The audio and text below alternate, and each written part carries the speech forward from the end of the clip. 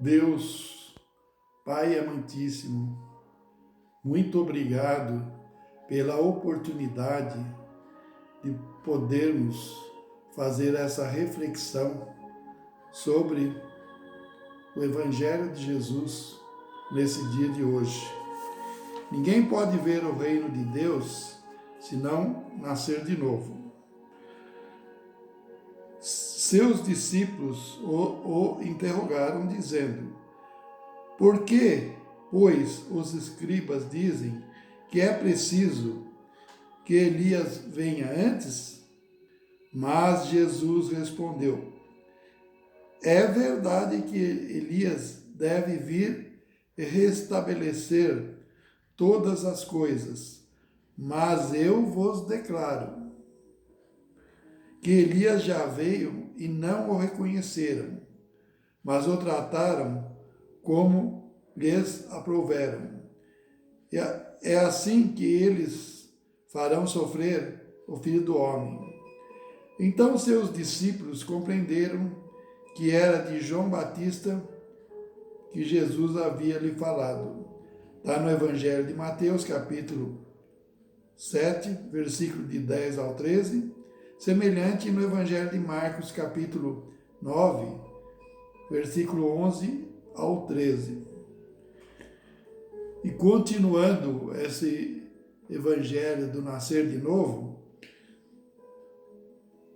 havia um homem entre os fariseus chamado Nicodemos.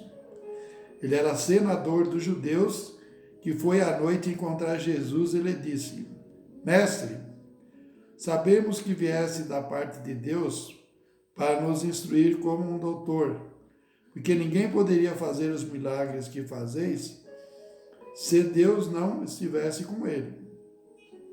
Jesus lhe respondeu: em verdade vos digo, ninguém pode ver o reino de Deus se não nascer de novo. Nicodemos lhe disse: Como pode nascer um homem que já está velho? Pode entrar no ventre de sua mãe para nascer uma segunda vez? Jesus respondeu-lhe: em verdade vos digo, se um homem não renascer da água e do Espírito, não podeis entrar no reino do Espírito, no reino de Deus. O que é da carne é carne, o que é nascido do Espírito é Espírito. Não vos espanteis do que vos disse, que é preciso que nasçais de novo. O Espírito sopra onde quer e ouvis a sua voz, mas não sabeis de onde ele vem nem para onde ele vai. Ocorre o mesmo com todo homem que é nascido do Espírito. Então, nesse Evangelho de Jesus, a gente compreende claramente a reencarnação. Então Jesus, estando com os apóstolos, ele disse: o Elias há de vir, mas eu vos digo, Elias já veio. Então e eles não o reconheceram. Então os apóstolos, os discípulos de Jesus, entenderam que era de João Batista que Jesus lhe estava falando. E todos nós sabemos que João Batista, na vida dele, na época de Jesus como João Batista, ele nasceu de uma mulher. A mãe dele era Isabel. Ele encarnou no mundo através de uma mulher, nasceu de uma mulher, de um parto normal, como todos que estão encarnados nesse plano físico da Terra, nasce. É a natureza da encarnação, que é para todos. Portanto, o João Batista que os apóstolos compreenderam que Jesus estava falando de João Batista, que era o Elias, estava falando claramente que o João Batista era o Elias reencarnado. Mas como os judeus, uma parte daquele povo daquela época, não entendia como se poderia Elias voltar novamente, eles não entendiam muito claramente isso. Mas, para nós, na atualidade, e pelas palavras de Jesus, está muito claro. O retorno de um espírito à Terra é pela reencarnação, em um novo corpo. O espírito é o mesmo, mas o corpo é diferente. João Batista foi o Elias naqueles tempos de outrora, bem lá atrás, da feita, quando ele esteve junto com Jesus. Quando Jesus esteve conosco nessa terra, ele estava como João Batista. Então Jesus fala claramente da reencarnação. O Espiritismo, que é o cristianismo redivivo, ele veio para relembrar os ensinamentos de Jesus e dar mais detalhes, que Jesus disse que ele ia enviar o Consolador, o Espírito da Verdade. Então o Espiritismo veio na época certa para trazer uma revelação mais profunda sobre isso que Jesus falou, que precisa nascer de novo, a reencarnação. Uma encarnação só é muito pouco para a evolução do espírito. Segundo a doutrina espírita, que está lá no Livro dos Espíritos, Deus criou a todos nós em espírito, uma centelha luminosa, simples e ignorante. Todos foram criados iguais. Através das sucessivas reencarnações, o espírito vai evoluindo. Jesus fez toda a sua evolução. Ele é um espírito, é nosso irmão muito mais antigo. Foi criado muito antes de nós. Ele fez toda a evolução do espírito dele até se tornar um espírito puro, um arcanjo de Deus, em outros planetas. Quando ele se tornou um espírito puro, um arcanjo de Deus, ele foi escolhido por Deus para criar, plasmar o planeta Terra. E ele, desde aquela época, ele já é um mentor intelectual e o plasmador da criação do nosso planeta Terra. E até atualmente, ele continua no comando desta esfera que flutua no espaço, que é a embarcação, onde todos nós estamos nos encontrando para fazer a nossa evolução.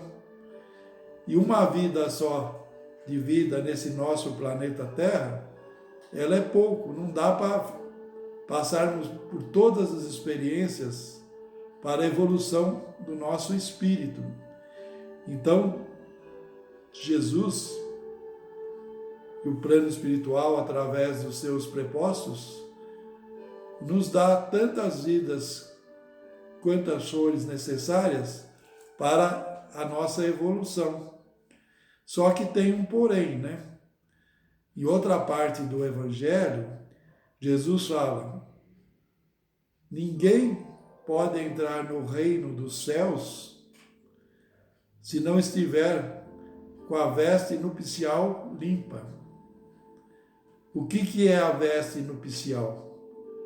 A veste nupcial é o perispírito. Todos nós temos o nosso corpo físico e acoplado ao corpo físico, nós temos o perispírito, que é a forma dele, exatamente a forma na qual nós estamos no corpo físico atualmente. E tudo que porque a gente passa, todas as nossas experiências, ela fica gravada na memória e no corpo físico do nosso perispírito. E quando a pessoa tem muito ódio, raiva ou rancor de alguém, ele cria uma mancha escura no perispírito. Quando alguém mata o próximo, cria uma mancha no perispírito. Quando ele rouba, ele cria uma mancha no perispírito. Quando ele levanta a calúnia, o falso testemunho quanto ao próximo, ele cria uma mancha no perispírito. E quando a gente desencarna, o nosso perispírito passa para a esfera espiritual, os espíritos superiores, ele tem a capacidade de enxergar o nosso perispírito e as manchas que estão no nosso perispírito. Então, para nós subirmos ao mundo espiritual superior, que Jesus fala, o reino dos céus. O reino dos céus é um mundo espiritual um pouco superior.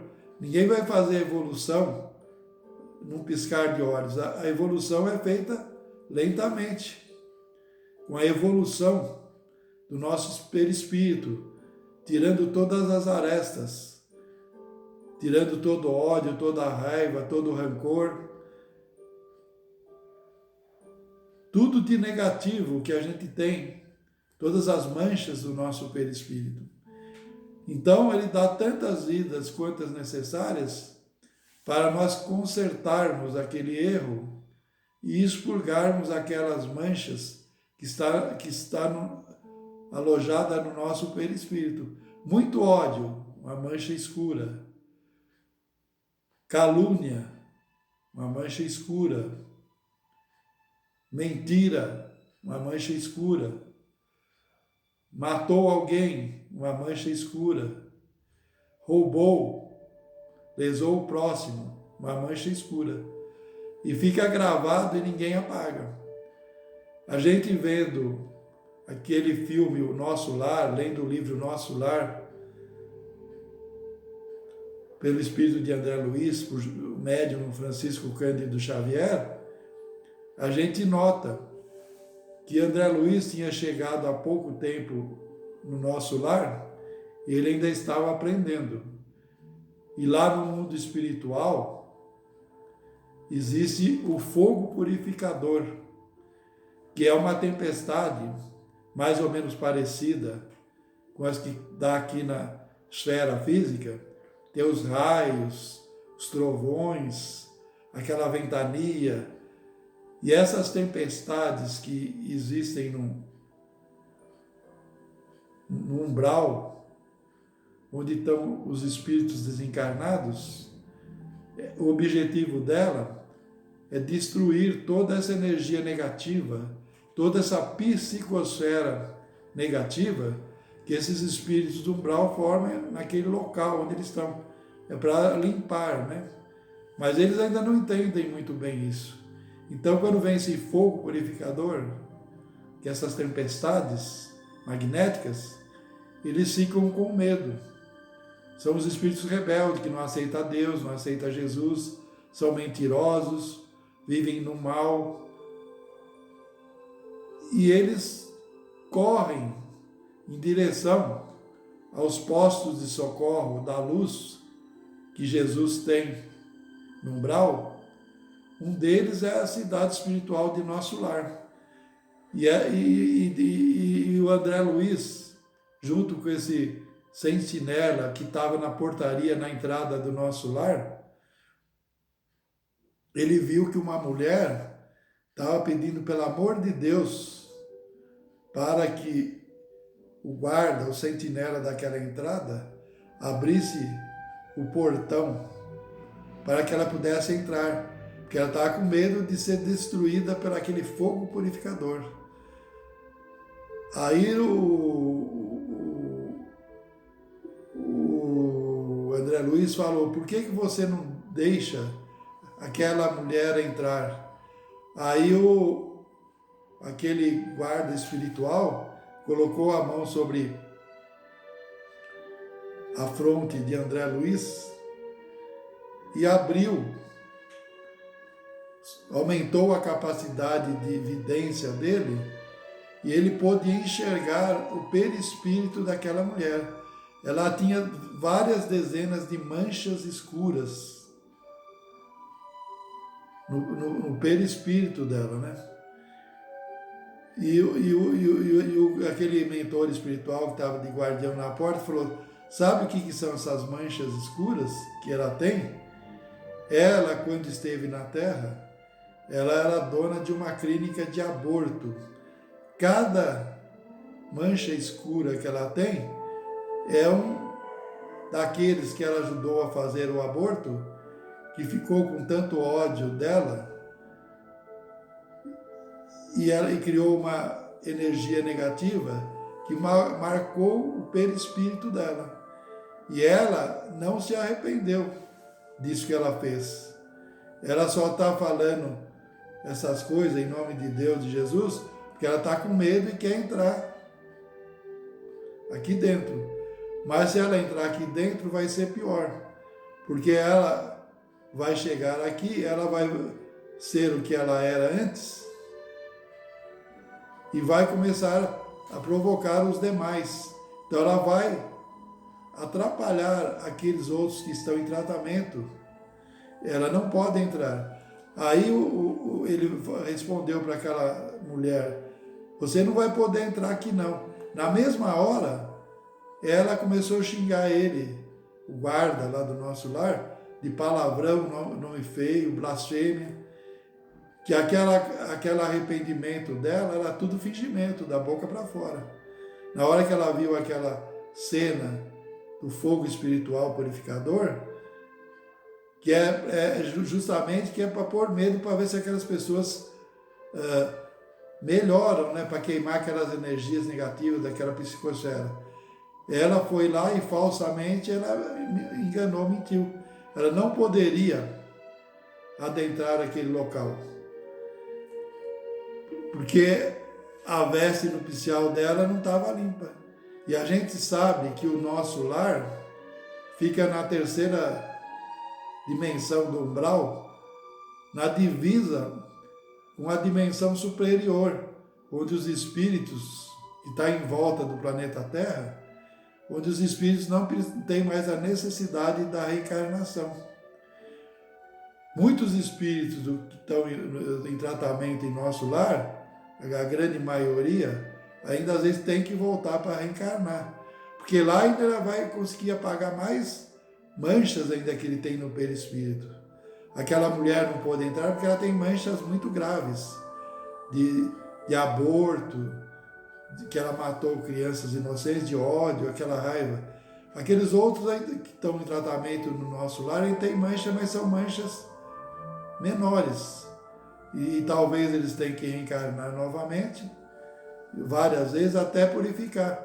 Até o dia que ele vai passar para o plano espiritual superior, dessas cidades espirituais, colônias espirituais, que estão na divisa do umbral, mais no alto, entre o mundo espiritual superior, a quarta esfera, é onde é o céu que Jesus se refere.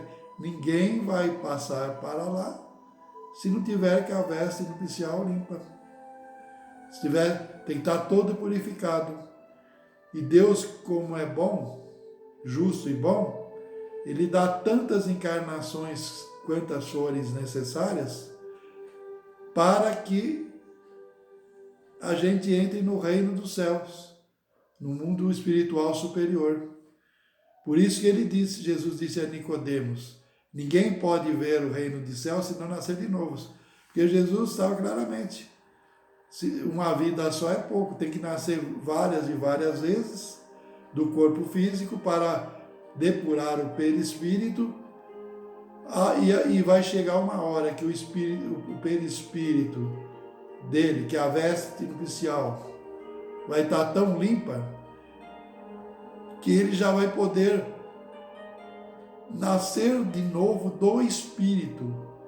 O perispírito dele vai poder ascender ao reino do céu, subir. Isso é uma lei inexorável. Ninguém vai passar para o mundo espiritual superior enquanto não fizer a depuração do perispírito. É a palavra de Jesus. E essa epidemia que nós estamos enfrentando nesse momento, ela também é um sofrimento que Jesus, que é o governador espiritual da terra, é o remédio que ele colocou nas pessoas para despertar no coração das pessoas o amor, a caridade, para que esse mundo se torne um mundo melhor. Através do sofrimento. Quantos países do mundo não gastam milhões com armamentos? Se eles tivessem gastado esses milhões com a educação, com a medicina, talvez nós já não tivéssemos que passar por essas provações, pois o homem já estaria mais evoluído e não precisaria desse remédio mais amargo, para que ele é necessário a todos nós. Uns eles afetam de um jeito, outro de outro, mas todos nós precisamos tomar desse remédio para melhorar o nosso perispírito, melhorar a nossa veste nupcial. Mas aqueles que são bons e têm o coração puro, eles vão passar por esse sofrimento orando a Deus todos os dias, vibrando, não vão blasfemar, não vão xingar. E quando passar essa aprovação, ele vai continuar sua caminhada na evolução, ou seja, aqui, ou seja, no mundo espiritual, mas num lugar melhor.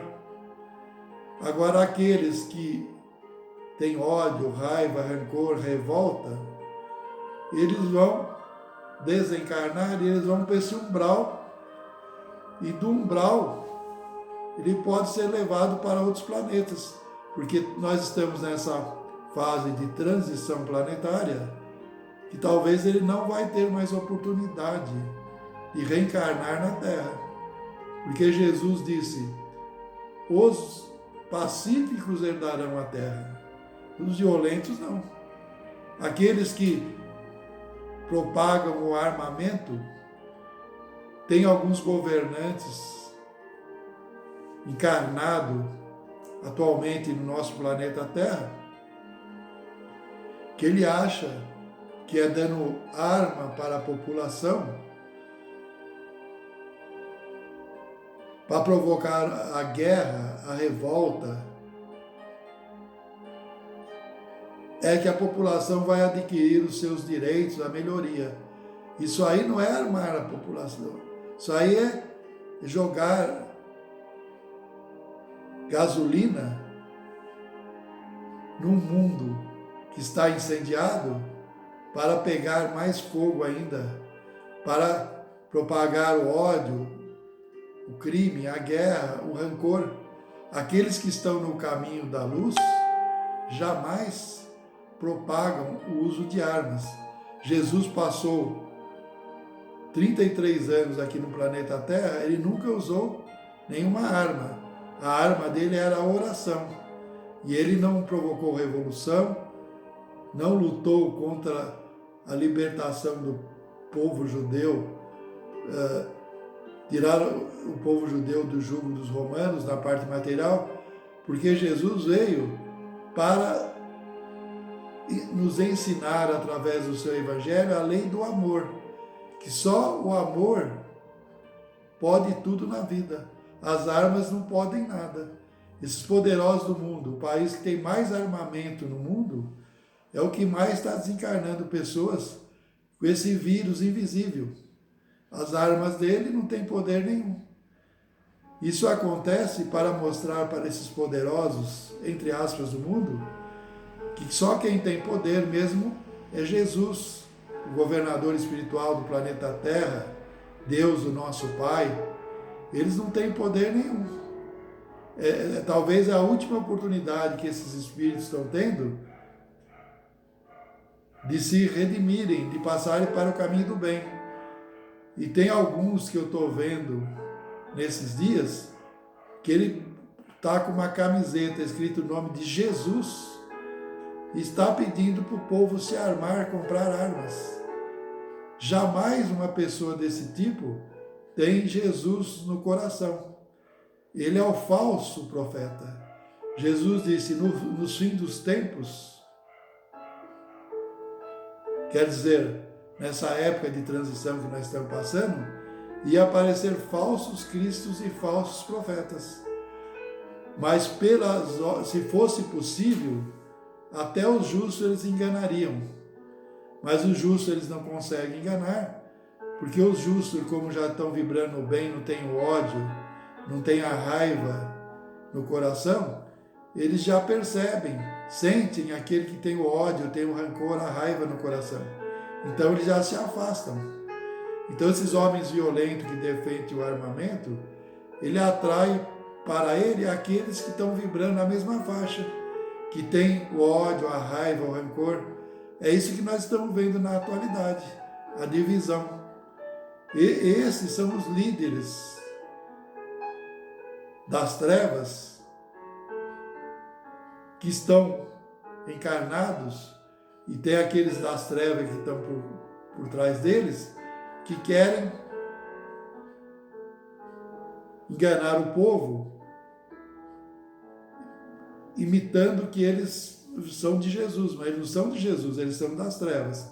Quem é de Jesus jamais prega o ódio, jamais prega o racismo, jamais prega a violência, ele respeita a todos, aceita a todos, cada qual na condição evolutiva que está.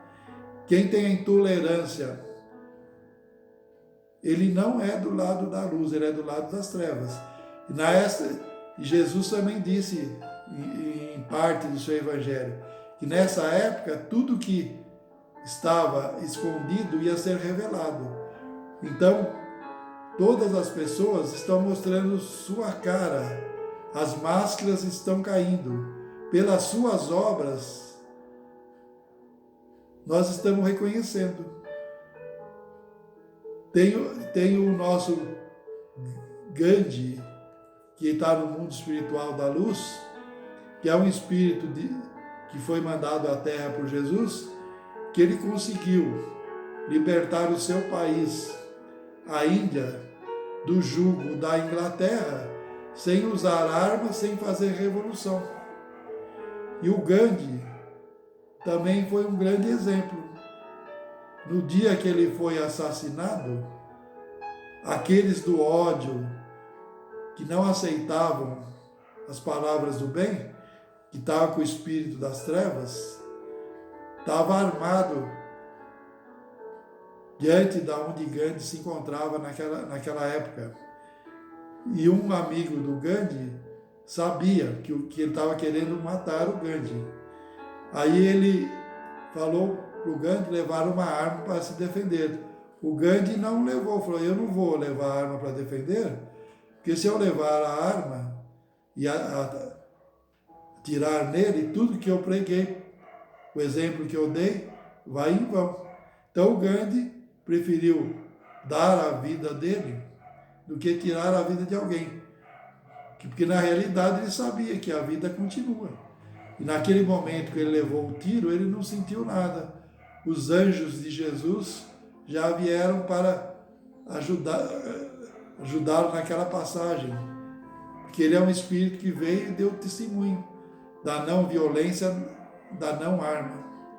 Nesse momento, nós devemos orar muito pelo nosso Brasil e pelo mundo também, para afastar todos esses espíritos trevosos que ainda são reminiscência do passado, que querem incendiar o nosso Brasil e o mundo através das armas da guerra.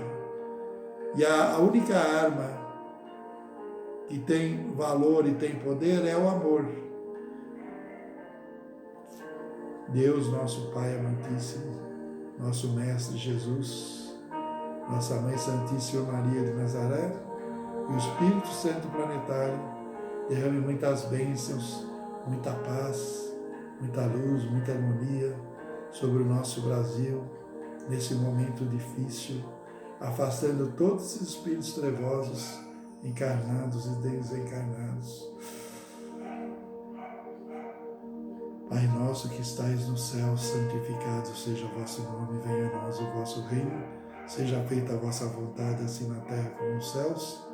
O pão nosso de cada dia nos dai hoje, perdoai as nossas dívidas, assim como nós perdoamos nossos devedores, e não nos deixeis cair em tentação, mas livrai-nos do mal, que assim seja. Mestre divino, digna-te abençoar-nos essa reunião de paz e serviço. Por tua bondade, em nome do infinito amor de nosso Pai Celeste, recebemos a sublime dádiva do trabalho espiritual regenerador. Somos, porém, neste mundo de expiações e provas, espíritos em expiação de débitos de vidas anteriores. Apesar de prisioneiros, agrilhoados às penas que geramos para nós mesmos, saudamos a glória divina, tocado de reconforto. Concede-nos, Senhor, a assistência de teus abnegados e sublimes embaixadores, a fim que dê força a todos nós que estamos encarnados nesse planeta, Terra e no Brasil, despertando-nos para os nossos bons propósitos. Sabemos que sem o calor de tuas mãos compreensivas, nos acaba a esperança, a maneira de planta frágil sem a bênção do sol. Compadece-te de nós e ajuda-nos para que as aflições que estamos passando nesse momento, por essa epidemia, sobre todos nós que estamos nessa humanidade terrestre, reencarnados, nos seja remédio salutar e socorre nossos irmãos, encarnados e desencarnados, que através dessa oração buscam remédio para seus males físicos ou espirituais. Confiaste no Senhor a tarefa de examinar os problemas dos irmãos que nos batem à porta. Não permita, ó Jesus, eterno benfeitor, que nosso coração se endureça, ainda mesmo diante da suprema perversidade. Não desconhecemos que as moléstias da alma são mais aflitivas e mais graves que as doenças da matéria. Enche-nos, desse modo,